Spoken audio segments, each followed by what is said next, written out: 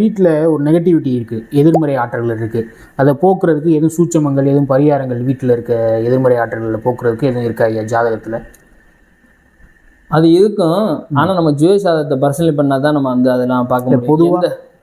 பொதுவாக வந்து பார்த்தீங்கன்னா, இப்போ ராகு கேதுவோட கனெக்ட் ஆகி ஒரு குழந்தை பிறகுது, ஒரு நட்சத்திரத்தில் பிறந்திருக்காங்க அப்படின்னா அவங்களுக்குலாம் என்ன பண்ணாலுமே அது பலன் அளிக்காது.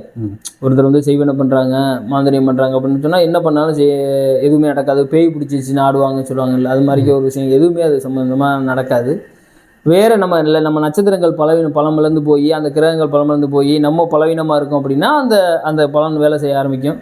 அப்போ ஒரு சில சூட்சமங்கள் இருக்குது, நம்ம சிவசாதத்தில் பரிசீலனை பண்ணி எந்த டைம் என்ன பண்ணுவோம் அதை நம்ம சரி பண்ணிக்கலாம். அதை தாண்டி குலதெய்வ அருள் இருந்துச்சுனாலும் இது மாதிரிலாம் எதுவுமே பண்ண முடியாது யாருனாலையும். குலதெய்வம் அருள் இருந்தாலும் சில பேர் குலதெய்வமும் காணாமல் இருக்கும், தெரியாது, அந்த சாமியை கும்பிடாமல் இருப்பாங்க குலதெய்வத்தை. அப்படிலாம் இருக்கும்போது கம்பல்சரி வந்து இது மாதிரி மாந்திரியம் செஞ்சால் பழிக்க ஆரம்பிச்சிடும். ஏன்னா தெய்வ அருளே இல்லை, தெய்வ கிடைச்சாமல் குலதெய்வத்தை மிஞ்சி தான் அடுத்த எந்த கடவுளாக இருந்தாலும்.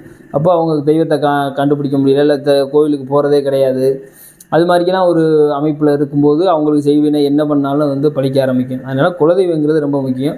அது நல்லா இருந்துச்சு நமக்கு அப்படின்னா இதெல்லாம் பெருசாக பழிக்காது.